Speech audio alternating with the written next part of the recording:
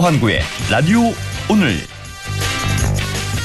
여러분 안녕하십니까, 허환구입니다. 법무부가 출국 금지된 상태에서 주 호주 대사로 임명된 이종섭 전 국방장관의 출국 금지 조치를 해제했습니다. 법무부는 이 전 장관의 이의 신청에 이유가 있다고 보고 공수처가 내린 출국 금지 조치를 풀어줬는데요. 별다른 조사 없이 출국 금지가 연장돼 왔고 전날 출석 조사가 이루어졌으며 본인이 수사 절차에 적극 협조하겠다고 하고 있는 점을 고려했다는 것이 법무부의 설명입니다. 이 전 장관은 해병대 최상병 순직에 임성근 전 해병대 1사단장을 포함한 8명에게 책임이 있다는 수사 결과를 축소하고 재검토하도록 지시한 혐의를 받고 있습니다. 공수처가 수사 중인 사건의 핵심 피의자가 재외 공관장으로 나가버린다면 과연 수사의 차질이 없을까요? 의혹만 점점 더 커지지는 않을까 우려스럽습니다. 3월 8일 금요일 라디오 오늘 광고 듣고 시작합니다. 전기차 100만 시대 성큼 올해 원픽 전기차 시민의견 들어봤습니다. 토레스 EVX죠. 배터리 안전성은 기본, 국내 최장 10년 100만 킬로미터 배터리 무상 보증, 광활한 적재 공간까지. 토레스 광고하시면 안 돼요. 전트림 200만 원 이내인데요?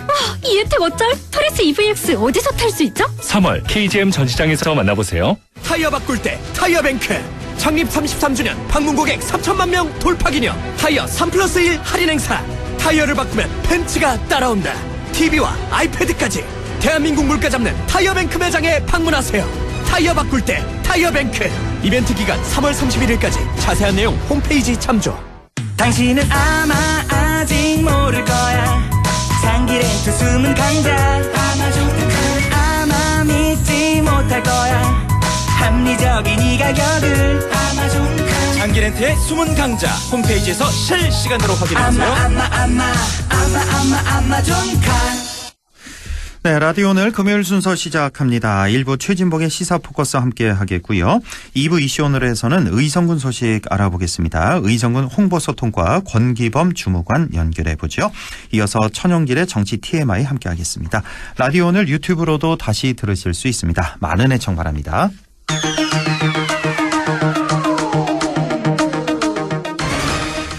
네, 시사 포커스 성공회대 최진봉 교수와 함께합니다. 교수님 안녕하십니까? 네, 안녕하십니까? 네, 이종섭 전 장관 얘기를 좀 해보죠. 예. 이종섭 전 장관 호주 대사로 임명됐고 예. 또 그런데 알고 보니까 이미 출국 금지 조치가 된 상태였고 예. 그리고 오늘 또 출국 금지 조치가 해제가 됐단 말이에요.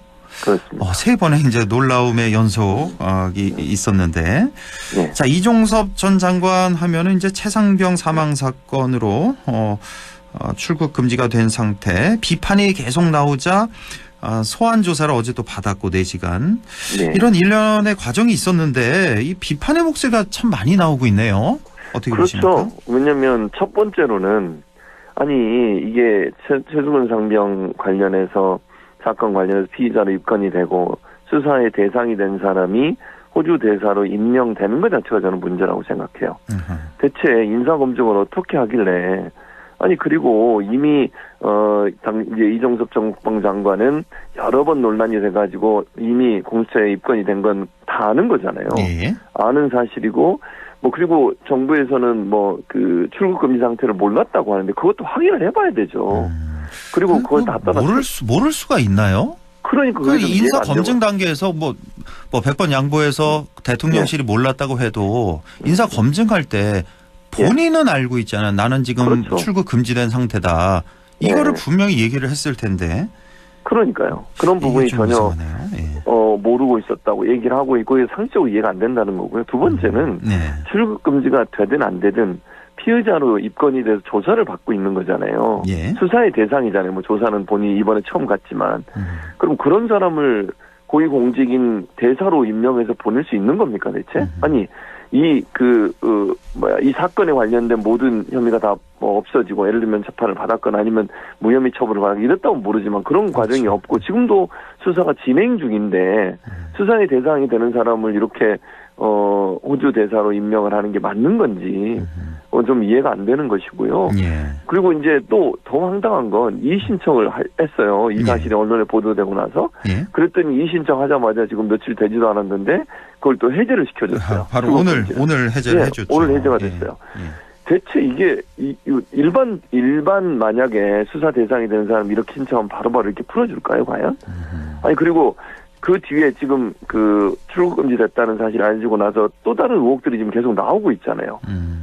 뭐 예를 들면 대통령실에 일반 전화로 통화를 했다는 사실, 예. 그 이후에 갑자기 브리핑을 취소하라고 얘기했다는 거, 이런 여러 가지 의혹이 또 나오고 있어요. 이렇게 의혹이 남아있고 나오고 새로운 의혹들이 나오는 상황에서 굳이 이런 사람을 호주 대사로 임명을 해야 되냐는 거죠. 또 호주 대사로 보내기 위해서 법무부 장관이 그걸 또 이의신청을 받아들여줘서 출국금지를 풀어준다.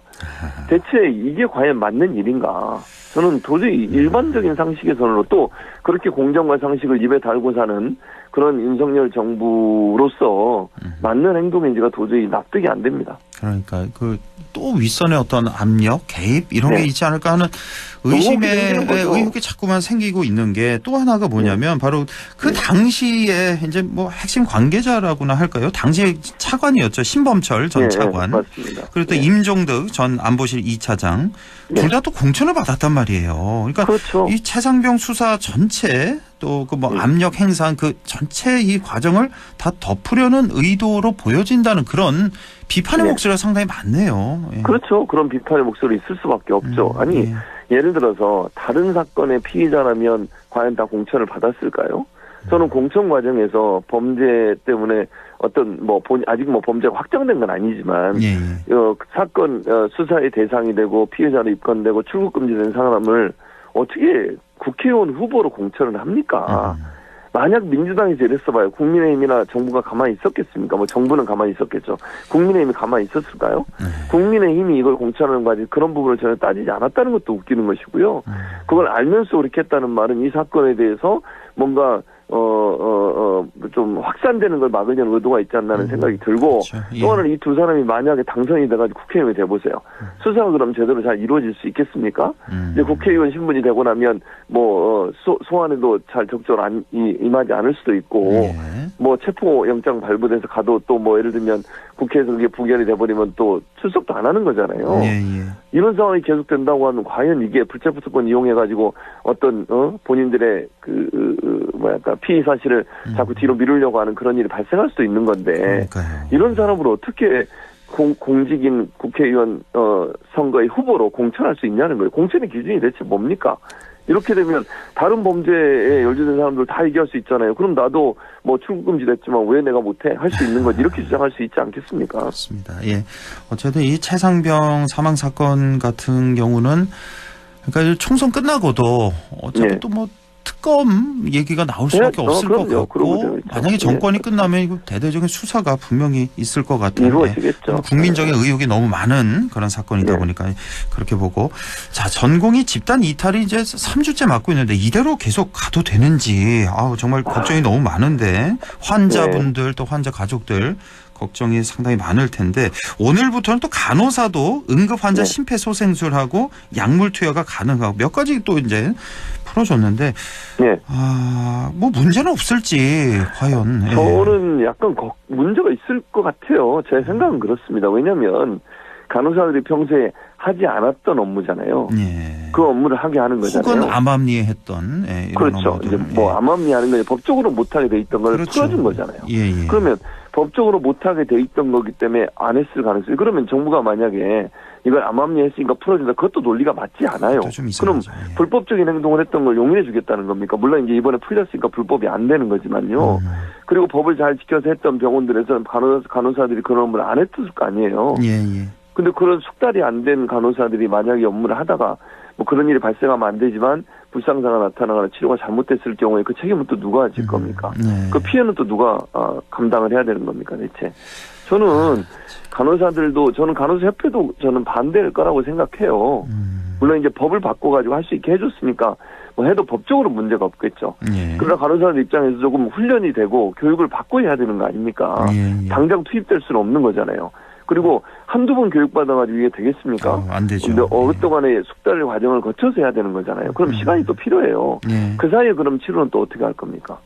저는 이런 식으로 그러니까 정부가 뭐 의대 정원을 늘리는 거에 대해서는 전 국민적으로 다 동의를 하고 있으니까 그거에 대해서는 저는 해야 된다고 보지만 예. 그렇다 하더라도 그 추진하는 과정에서 환자나 환자 가족들이 피해를 당하는 일을 막아줘야 될 거 아니에요. 그럼요. 아니면 예. 보완 대책이나 아니면 그 문제를 해결할 수 있는 다른 대책들을 방안을 마련해 놓고 나서 일을 해야 되는 거 아닙니까? 예. 이렇게 막 밀어붙이면서 뭐 안 하면 다 법적 처벌을 하겠다는 둥, 의사 면허를 취소하겠다는 둥 이런 식으로 몰아붙여가지고 강대강 대치로 가는 게 과연 맞냐는 거예요. 저는 의사들도 잘못이지만요. 환자 곁을 떠난 게 예. 정부가 이렇게 대책 없이 하면 결국 국민들이 피해를 보잖아요. 그리고 간호사들에게도 이런 너무 무리하고 간호사 입장에서 얼마나 부담이 되겠습니까?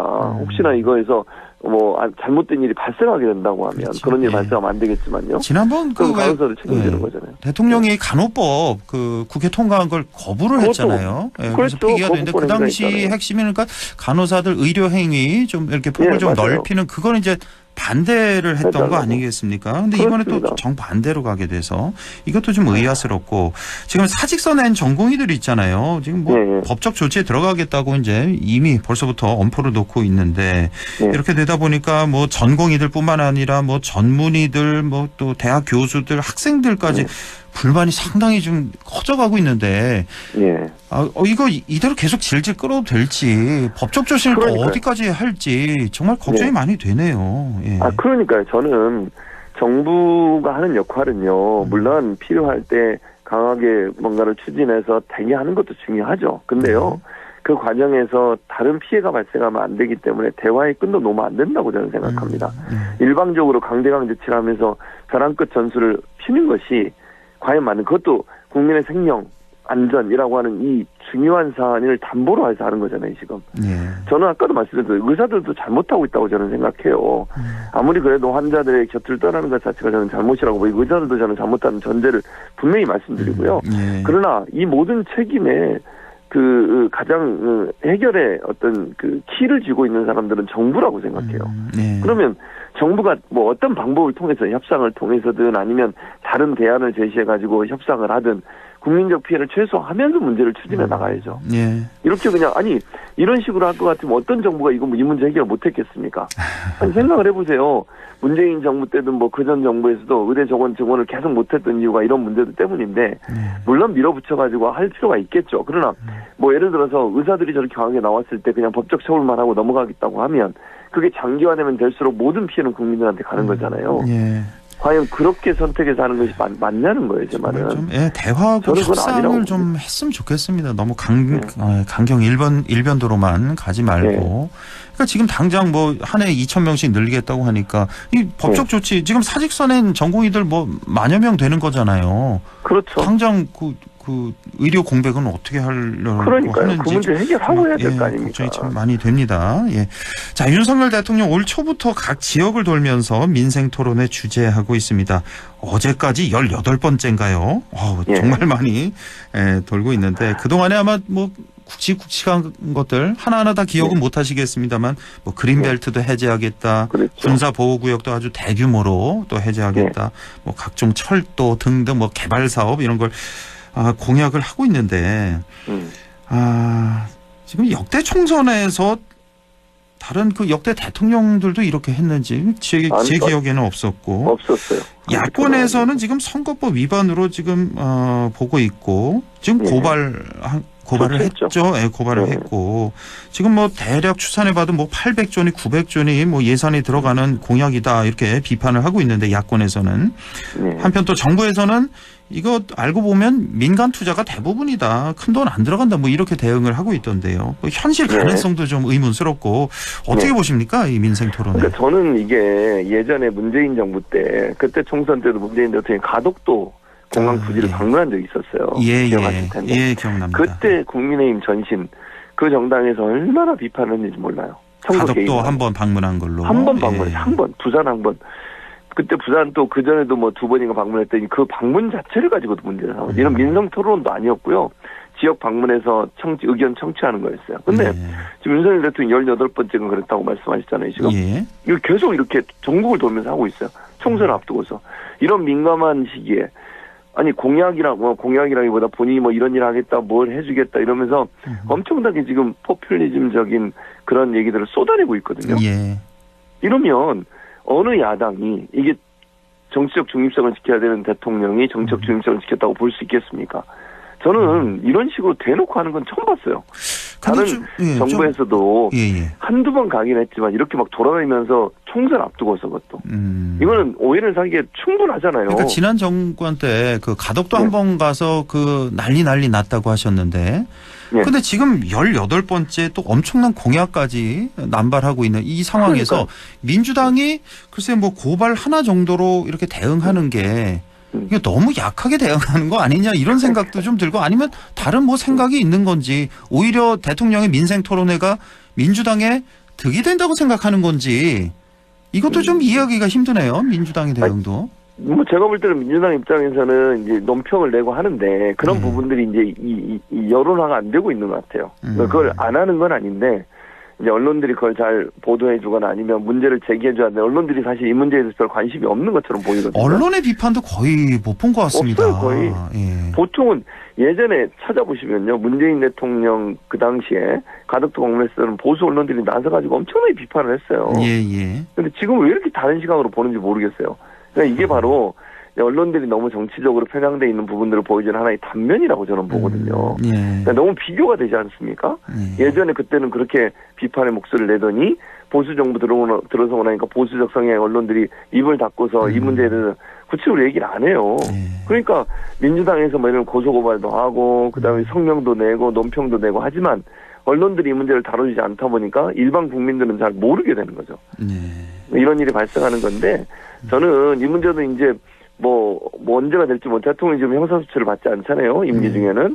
그러나 고소가 되면 일단 정지가 되고 이제 임기가 끝나고 나면 언제가 될지 모르겠지만 그렇게 되면 결국은 또 조사를 할 수밖에 없는 거죠. 저는 뭐 선거 개입이라고 하는 것이 박근혜 전 대통령도 선거 개입으로 처벌을 받았잖아요. 아, 그때 왜 공천 관련해서 그 말씀을 하시는 거죠. 네. 그런 부분이 있었기 때문에 이 문제도 나중에 언젠가는 수사가 되지 않을까 저는 그렇게 생각합니다. 그러니까 언론들이 왜 이렇게 조용하냐 그런 걸 보면 이 정부 들어서 그동안에 이제 언론 탄압, 언론 규제 이런 게 해대도 너무 심하다. 그러니까 처음에 이제 방통위원장 이동관 위원장 들어서자마자 각 방송사들 뭐 이사회 이사장들 뭐 이렇게 내쫓고 또 각종 또 뭐 징계 방심위에서 또 징계를 또 처분하고 심의하고 그러니까 방송하면서 저도 마찬가지고 다른 방송도 보면은 이거 잘못 혹시 실수할까봐 또 뭐 징계 먹는 거 아니야? 이게 너무 위축이 돼 있다. 말하는 게 한마디 하는 게.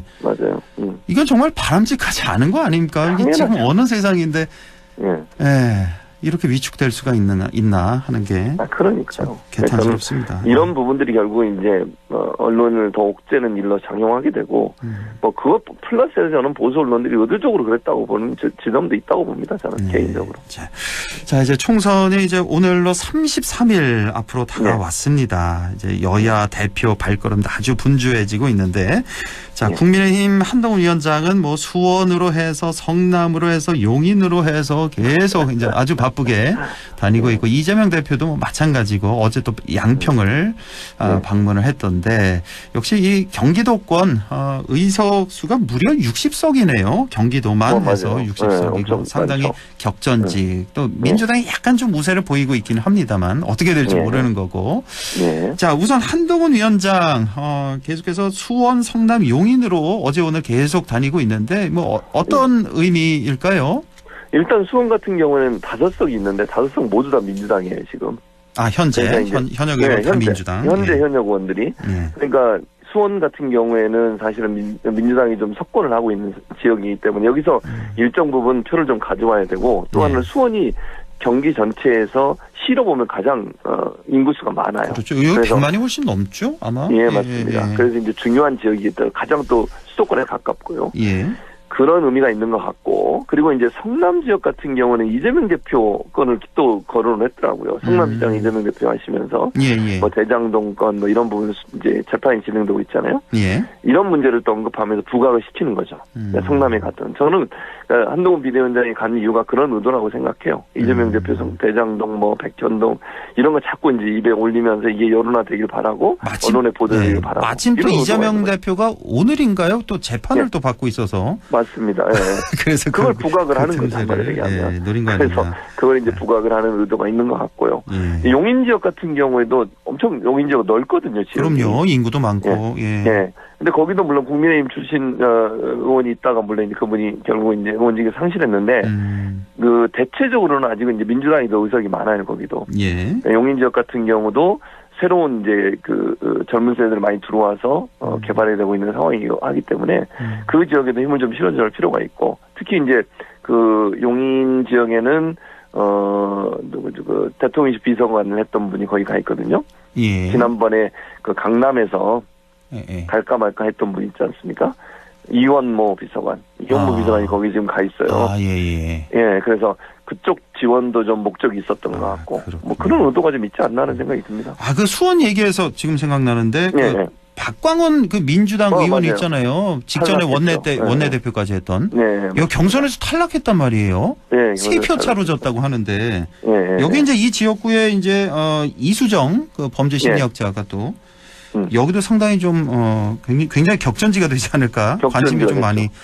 그 상대 지금 민주당 후보는 김준혁 한신대 교수거든요. 예. 그러니까 두 분 다 교수예요. 그러니까 지금 이수정 교수는 경기대 교수고 이 김준혁 후보는 한신대 교수고.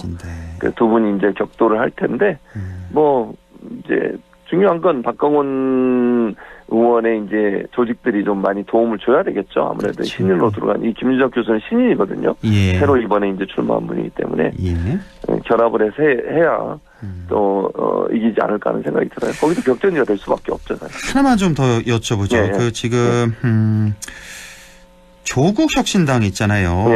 지난 일요일에 이제 창당대회 후에 아주 큰 바람을 계속해서 한 일주일 일으키고 있는데 여기 뭐 조국 대표 모르는 사람 없고 여기 이제 영입 인사를 보니까 신장식 변호사, 뭐 김준영 전 국립외교원장, 또 박은정 검사, 또 황운하 의원까지 민주당 의원까지 오늘 입당을 했는데 자, 이 바람이 상당히 좀 크게 일고 있는데 이게 글쎄요 시간이 지나면서 이게 지금 뭐 컨벤션 효과로 이런 건지 바람이 잦아들지 아니면 오히려 더 커질지 유지가 될지 우리 최진봉 교수님 어떻게 예상하십니까? 저는 그러니까 지금의 바람보다는 약간 줄을 수 있지만 그럼에도 불구하고 저는 어느 정도 지속될 거라고 생각을 합니다. 이유가 두 가지인데요. 첫째는 인물이에요, 인물. 그러니까 지금 민주당 쪽에서 하는 비례연합정당의 후보들 몇몇은 사람들이 잘 몰라요. 모르죠. 예. 네. 근데 여기는 지금 이름 딱 얘기해 주시니까 다 아는 분들이잖아요. 그렇죠. 예. 인지도가 있거나 언론에 물론 뭐 여러 가지 이유가 있지만 검찰의 탄압을 받거나 이랬던 분들, 윤석열 정부로부터 탄압받은 분들이 이쪽에 있다 보니까 인지도면은 선명성이 분명히 보인다는 점. 결국 인물 대 인물로 보면 민주당의 비례연합정당에 영입된 인물들보다 이쪽이 훨씬 더 많이 알려진 분들이에요. 그러니까 사람들이 선명성을 갖고 있다는 점. 두 번째는 이쪽은 명확해요.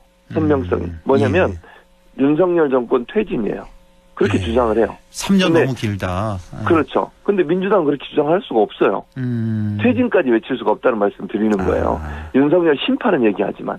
그러면 민주당 중에도 뭐 지역구는 민주당을 찍겠다는 생각을 갖는 사람이 있지만 비례대표 입장에서는 정말 윤석열 정권에 대한 실망했던 분들이 심판을 해야 되겠는데 그 심판을 그냥 말로만 아니라 실제 행동으로 옮기길 바라는 사람들은 조국 개혁당이죠. 조국 개혁당을 지지할 수밖에 없다는 거죠. 예, 조국 혁신당. 혁신당 죄송합니다. 자꾸 이름을 제가 헷갈려서 조국 혁신당. 조국 혁신당을 지지할 가능성이 높아져서 제가 볼 때는 일정 부분 이런 바람이 물론 지금보다는 좀 떨어질 수 있다고 봐요. 지금의 인기보다는. 그러나 어느 정도 순환적으로 갈 거다. 한 10% 정도는 유지하지 않을까 개인적으로 저는 그렇게 전망을 합니다. 이번 선거는 지역구도 좀 궁금하지만 비례대표가 이게 어떻게 될지 조국 혁신당부터 해서 개혁신당 또 녹색정의당 어떻게 될 것인지 참 많이 궁금해지네요. 자, 지금까지 성공회대 최진봉 교수와 함께했습니다. 고맙습니다. 예, 감사합니다. 라디오 오늘 2부에서 뵙겠습니다.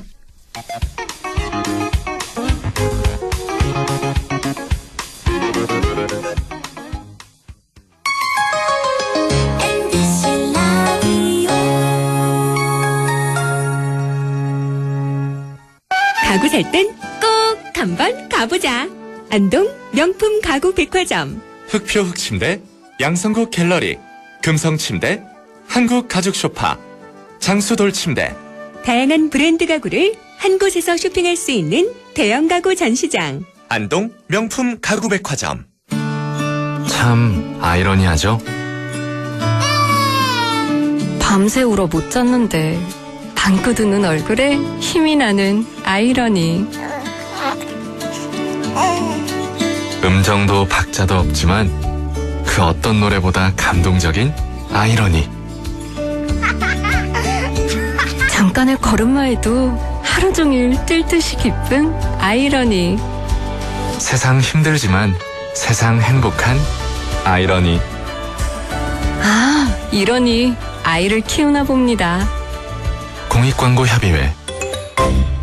예, 며느라. 밥 했어? 설거지 했어? 쓰레기 버렸어? 청소했어? 빨래했어? 개밥 줬어? 아들 낳았어? 딸 낳았어? 아무것도 안 하고 싶다. 이미 아무것도 안 하고 있지만 더 격렬하게 아무것도 안 하고 싶다. 지금은 그냥 라디오만 듣고 싶다. MBC 라디오. MBC 라디오. 라디오 청취자 10명 중 4명이 듣는 방송. 국가대표 라디오 MBC 라디오.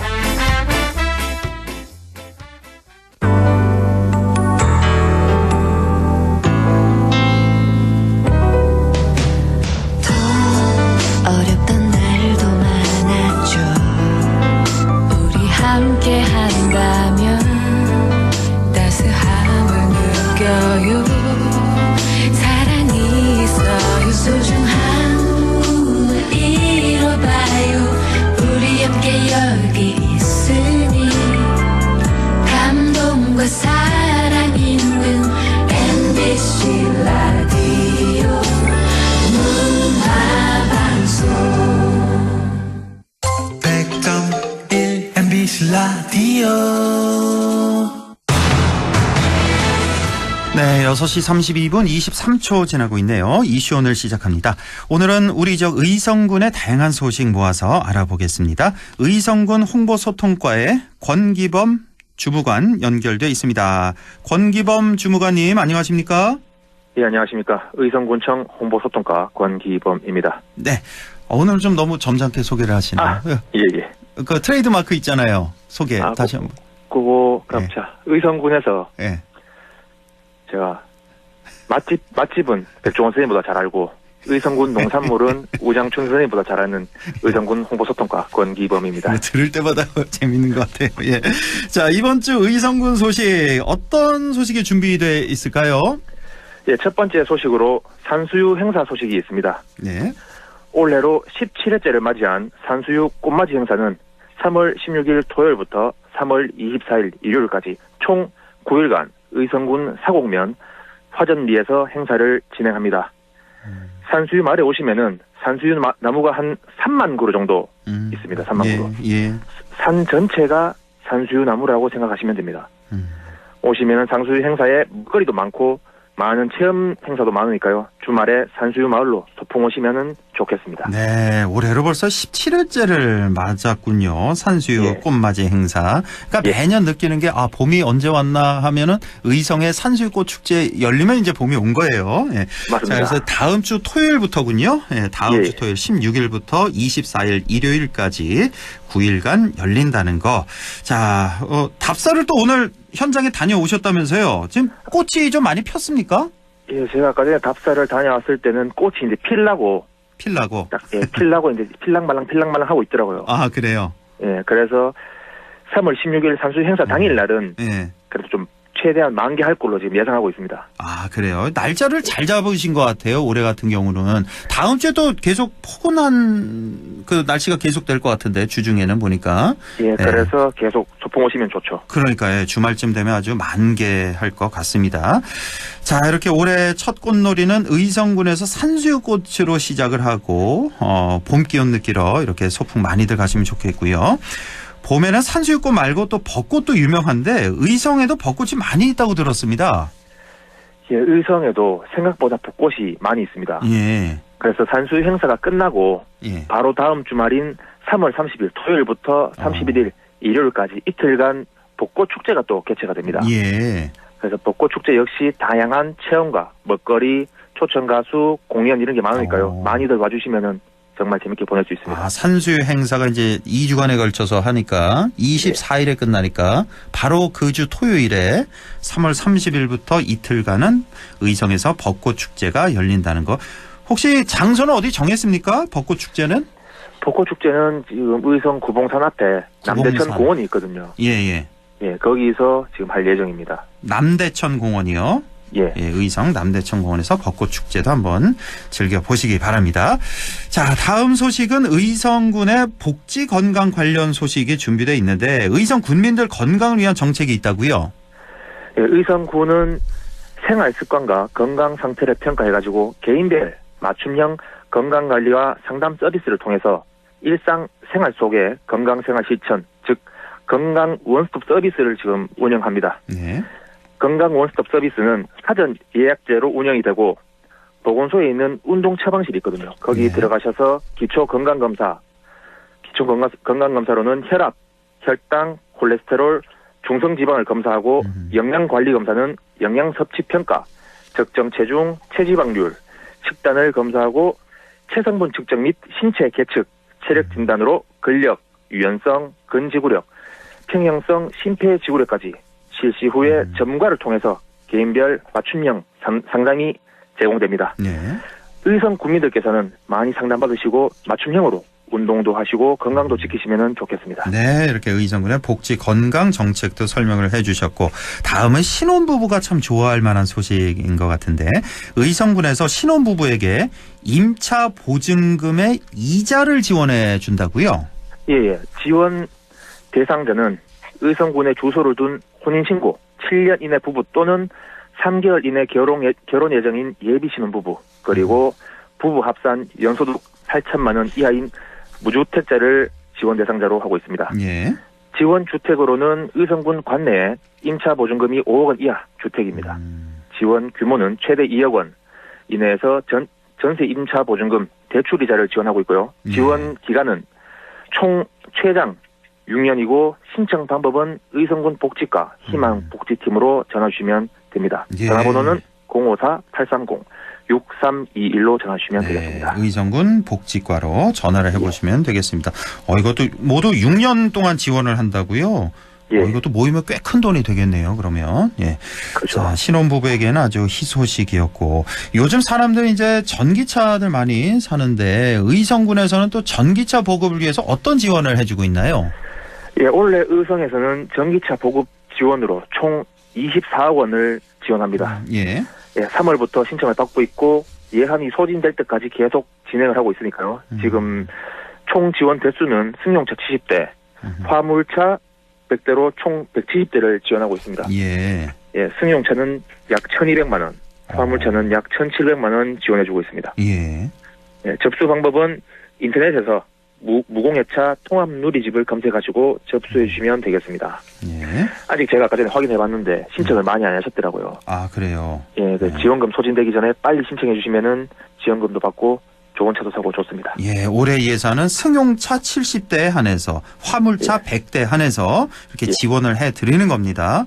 승용차가 약 한 1,200만 원 지원이라고 하셨는데 이거 금액이 다른 지자체에 비해서 높은 겁니까? 낮은 겁니까? 굉장히 높은 걸로 저는 느껴지는데. 좀 높습니다. 그래서 저 보니까 의성이 좀 빨리 소진이 되더라고요. 높아가지고. 아, 그래요? 네. 알겠습니다. 다음은 조문국 박물관 소식이네요. 의성국 조문국 박물관에서 만들기 체험을 운영합니다. 시간은 14시부터 15시 30분까지 이번 주 일요일 날 진행이 되고 있습니다. 만들기 내용은 미니 가방 만들기 체험입니다. 장소는 민속 유물 전시관 내 가족문화 체험실입니다. 많이 오셔서 체험하시면 좋겠습니다. 예, 마지막 소식도 전해주시죠.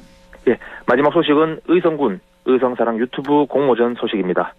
의성군을 홍보할 수 있는 내용을 담은 주제로 브이로그, 패러디, 광고, 뮤직비디오 등 장르 불문으로 대한민국 국민 누구나 개인 또는 팀으로 지원이 가능하며 총 상급이 1,500만 원입니다.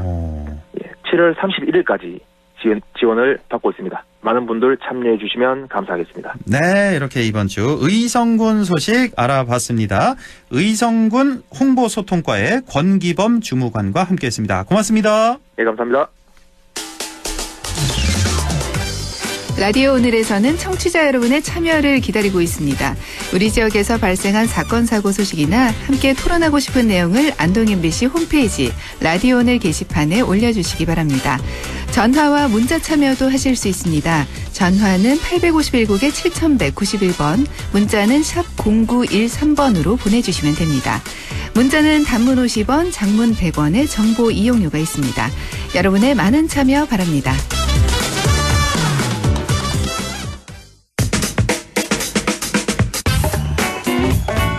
네, 천용길의 정치 TMI 이어갑니다. 뉴스민 천용길 편집장과 함께하죠. 안녕하십니까?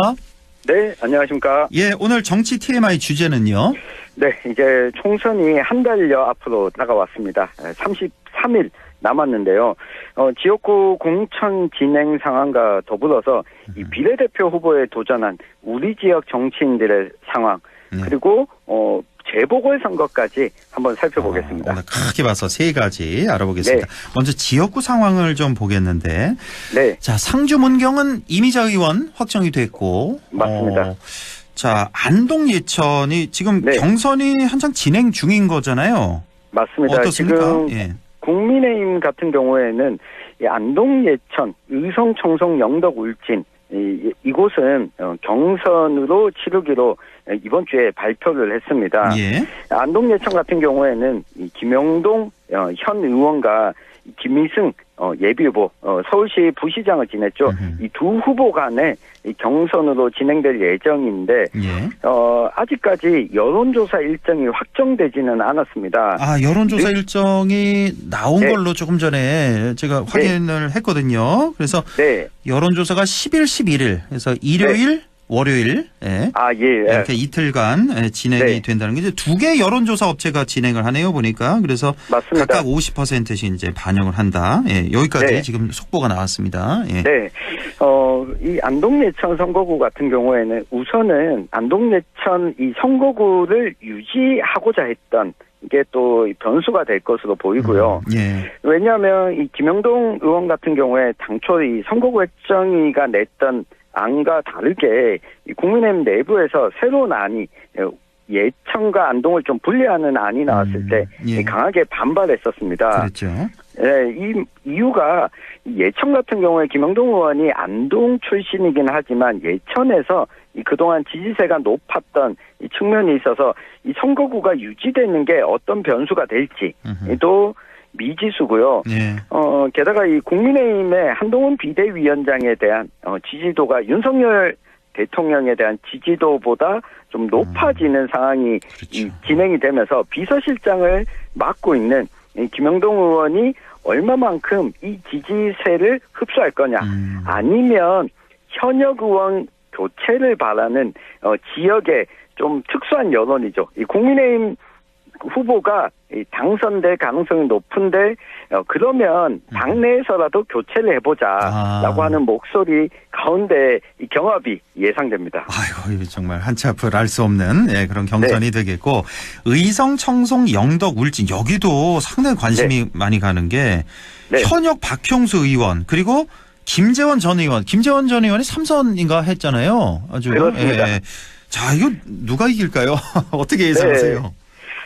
이 지역 역시 이 지역 구도가 좀 변수가 될 것으로 보입니다. 이 당초 군위가 빠져나가면서 의성, 청송, 영덕에 어느 지역이 올지 확정되지 않았기 때문에 울진 출신인 이 박형수 의원 같은 경우에는 최근에 지역구를 울진이 포함된 곳으로 가겠다라고 밝히면서 그동안 의성과 이 청송의 경우에는 이 박형수 의원은 생활권도 다르고 지역구도 아니다 보니 그렇죠. 얼마나 이 당원들 이제 당원 50% 그리고 일반 시민 가운데 국민의힘 지지층의 50%를 반영하는 이 경선 과정이라서 이 당원들의 지지세를 얼마나 확보할 거냐가 이 큰 변수인데요. 예. 그러다 보니 지방 의원들의 지지 선언들이 좀 잇따르고 있습니다. 아, 예. 네, 김재원 전 최고위원 같은 경우에는 이 당시 이 의성, 청송, 영덕, 의성이 포함된 청송이 포함된 지역에서 지금 현역인 청송 군수에 대한 공천을 김재원 의원이 했었습니다. 아, 그렇습니까? 예. 네, 그러다 보니 이 현역인 청송 군의원들 다수가 또 김재원 전 최고위원 지지를 선언하고 나섰고, 예. 또 이에 질세라 이 박형수 의원은 예비후보 등록을 하고 공천 신청을 했다가 이 컷오프 됐었던 청송 출신의 후보가 또 박형수 의원 지지를 선언하고 있어서 예, 인구만 놓고 보면 의성이 울진보다 조금 앞서지만 지역 생활권으로 보면 동해안권인 울진과 영덕 그리고 이 산촌권인 영덕, 이 청송과 의성 간에 인구가 비슷해지기 때문에 어느 쪽에서 인지도와 당원표에서 우위를 점할 거냐 팽팽한 대결이 예상됩니다. 아, 그렇군요. 그러니까 의성, 청송은 아무래도 좀 김재원 전 의원이 유리하지 않을까. 그리고 울진, 영덕은 박형수 현 의원이 유리하지 않을까. 이렇게 예상이 되는군요. 예. 그렇습니다. 이렇게 정리하면 되겠고. 자, 이제 비례대표 공천도 이제 시작을 했는데 우리 지역 정치인들 행보도 좀 보이는데요. 어떻게 진행되고 있습니까? 네, 일단 여당부터 좀 살펴보면요. 이 국민의힘이 위성정당인 이 국민의힘 미래 창당을 했습니다. 때문에 이 선출직 공직자의 경우에 지역구에 출마하려면 90일 전에 사퇴를 해야 되지만 비례대표 국회의원 선거에 나가려면 30일 전에만 사퇴하면 됩니다. 비례대표는 그렇군요. 30일 전에만 사퇴. 예. 네, 그래서 이달이 경상북도 경제부지사가 얼마 전이었죠. 경제부지사직을 사퇴하고 이 국민의 미래 비례대표에 도전하겠다고 밝혔습니다. 네, 그래서 이 지역 내에서 보면 경북에서는 이달희 전 경제부지사가 이 국민의힘 비례대표 위성정당이죠. 국민의 미래 공천 경쟁에 뛰어들었고요. 더불어민주당 같은 경우에는 비례대표에 뛰어든 후보자들이 북부권이 많습니다. 네, 임미애 민주당 경북도당 위원장이 더불어민주당 전략지역 비례대표 후보로 내일부터 경선을 시작합니다. 어제 이 라디오 오늘에 임미애 위원장이 관련해서 경선 진행 사항을 이야기를 했었는데요. 그렇죠. 간단하게 다시 한번 정리를 하면 더불어민주당이 연합정당인 더불어민주연합을 결성했고 민주당 몫의 비례대표 20명을 선발합니다. 이 가운데 대구 경북 지역은 상대적으로 민주당 현역 의원이 없다 보니 전략 지역으로 선정을 하고 이 당선권인 앞순번에 배치하겠다라고 여성 1명과 남성 1명 각각 뽑는데 여성 1명을 앞순번에 남성 1명은 이 후순번에 배치하겠다고 발표를 한 겁니다. 어제까지는 이 경선에 임미애 위원장과 그리고 대구시당의 황기주 후보 둘 간의 경선으로 발표가 됐는데 이 오류가 좀 있어서 이 황기주 후보 같은 경우에는 여성 장애인 복지 분야로 이 신청이 옮겨갔고 경북도당 청년위원장을 맡고 있는 김기현 후보와 임미애 후보 양자 간의 대결로 치러지게 됐습니다. 김기현 후보라고요? 네. 여성인가 보네요? 그렇습니다. 아, 이름은 남자 이름인데 그러니까 여성 비례대표 후보가 이제 임미애냐 김기현이냐 둘 중에 한 명이 이제 되는 거고. 그렇습니다. 그렇죠. 예, 여성은 그렇고 이제 남성은 어떻습니까?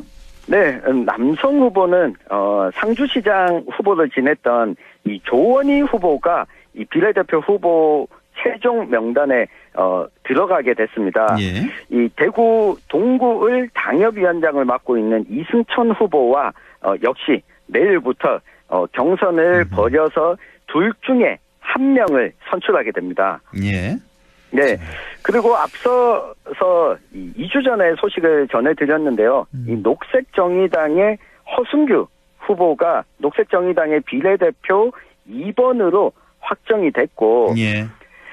민주당의 지역위원장, 도의원을 지냈다가 탈당한 김영선 새로운 미래 경북도당 위원장이 이 비례 출마 여부를 가능성을 열어놓고 있는 상황입니다. 아, 그렇군요. 이렇게 쭉 네. 설명을 해주셨는데 지역 정치인들의 비례대표 안정권 배치 이게 어느 네. 정도 가능할까? 지금 네. 보면 제가 쭉 설명을 들어보니까 민주당 같은 경우는 만약에 여성 몫으로 되는 그 후보는 상당히 가능성이 제일 높아 보이고 현재로서는 그렇습니다. 허승규 녹색정의당 후보 같은 경우는 이번에 배정이 됐기 때문에 그 네. 3% 허들이죠. 최소 득표. 네. 이거만 넘으면 되는 건데. 네. 근데 이 3%가 아직 확실치 않아서 저 네, 어떻게 이게 보십니까? 천영길 기자는. 네, 이게 변수가 여러 가지 있습니다. 오늘 한국갤럽 여론조사를 보면 예. 이 조국혁신당에 대한 이 비례정당 지지율이 상당히 좀 높게 나왔습니다. 그러니까요. 예. 그러다 보니 임미애 후보 같은 경우에는 과연 이 연합정당 안에서 한 자릿수 순번을 받을 수 있을 거냐. 10번 안으로 들어올 거냐. 네. 예. 네, 이게 변수가 될 것으로 보이고요. 예. 상대적으로 후순번에 배치되는 이 조원희 후보 같은 경우에는 우선 경선에서 이긴 이후에라도 추가적으로 이 비례대표 승계 제도라는 게 있지 않습니까? 예. 예, 가능하면 앞순번에 배치되느냐 여부가 관건이 될 것 같고, 예, 앞서 언급해 주신 허순교 후보의 경우에는 녹색정의당이 3% 하한선을 넘겨야 되는 것도 있지만 또 한 가지 변수가 있습니다. 어떤 거요? 이게 준연동형 비례대표제다 보니 예. 만약 녹색정의당이 이 3%를 얻었더라도 녹색정의당 지역구 당선자가 나오게 되면 한석밖에 배분되지 않습니다. 지금 예상되는 녹색정의당의 지역구 당선자 예상되는 거 그 심상정 후보 정도 아닙니까? 지금 한 곳이 더 있는데요. 한 곳이 더 있어요? 인천 남동구 을에 지금 비례대표 현역 의원인 이 배진교 의원이 더불어민주당도 아직 이 지역을 전략 지역으로 선정해 놓고 공천을 확정짓고 있지 않아서 이 선거구까지도 같이 연동이 되어 있다. 이렇게 보셔야 될 것 좀 같습니다. 희박하지 않을까 싶은데 거기는 어쨌든 예. 네. 지역구에서 만약에 의원이 나온다면 3%를 얻더라도 비례대표 의원이 못 나올 수도 있는 거예요, 그러면? 한 석만 배분됩니다. 한 석만 될 수도 있다. 또 네. 그런 게 있군요. 네. 알겠습니다. 예, 그리고요.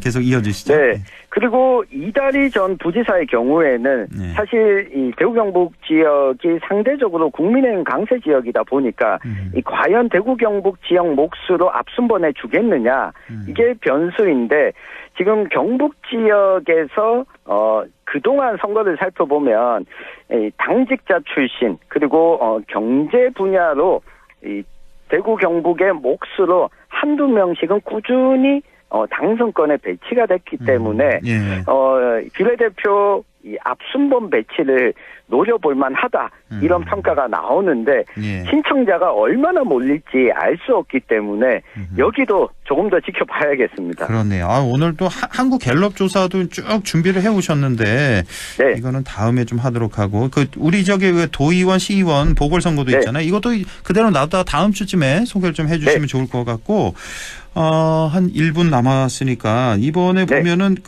지난 선거에서 21대에서 비례 의석이 지금 국민의힘이 당시에 20석이 좀 안 됐죠. 19석인가요? 그랬던 것 같고 정확치는 않습니다. 제 기억이. 18석인가 그랬고. 네, 가져갔습니다. 예, 더불어 시민당 같은 경우 지금 민주당 연합정당이 당시에 17석 뭐 이랬던 기억이 나는데 맞습니다. 이번에는 민주당 비례 연합정당이 힘들지 않을까? 17석까지는. 그렇죠? 그렇습니다. 조국 혁신당이 있기 때문에. 네, 조국 혁신당에 대한 지지를 보내는 층이 이 더불어민주당 내에서도 좀 강성 지지층들이 특히 이재명 대표를 적극 지지하는 층에서 조국 혁신당에 이 교차 투표를 하겠다라고 하는 경향을 보이고 있어서 그렇죠. 더불어민주당이 참여하는 연합정당이 지난 선거만큼 의석을 가져가기는 좀 어려울 것으로 보입니다. 알겠습니다. 이 조사 다음에 또 얘기 나눠보도록 하죠. 자, 지금까지 뉴스민 천용길 편집장과 함께했습니다. 고맙습니다. 감사합니다.